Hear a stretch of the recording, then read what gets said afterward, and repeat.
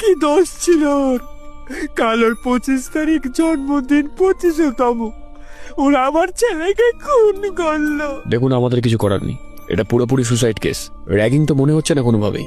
আপনি এফআইআর করতে পারেন, কিন্তু কোর্ট কিন্তু কেসে উঠবে না।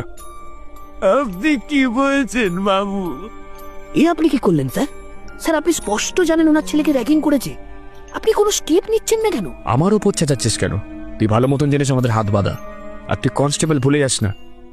By the way, merry Christmas. আজকে রাতটা এনজয় কর।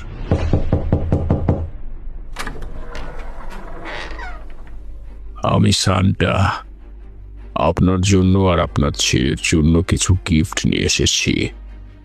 আপনার ছেলের জন্য এই 3খানা পুতুল, আর আপনার জন্য এই ক্যাসেটটা আপনি আজকেই শুনবেন, আপনার ভালো লাগবে। এখন আমি চলি, আমাকে অনেক জায়গায় গিফট পৌঁছাতে হবে। Bye, merry Christmas.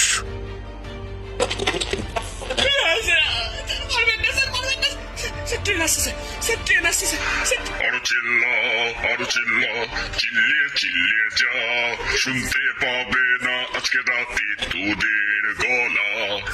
আরো চিল্লা, কিন্তু শুনতেই পাবে না কেউ।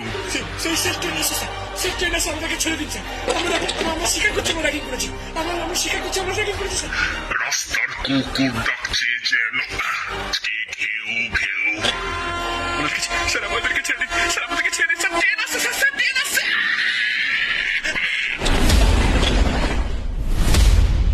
স্যার, ও আপনি? বাই দ্য ওয়ে, আপনি যাদেরকে দোষী বলে মনে করছেন তারা কিন্তু কাল রাতে শাস্তি পেয়েছে। তাহলে 3 জনেরই কাটা বডি কিন্তু ট্রেন লাইনে পাওয়া গেছে, আর এটা খুবই আশ্চর্যকর, এবং আপনার জন্য তো এটা খুশির খবর। হ্যাঁ স্যার, আমি শুনেছি আর তাই এসেছি।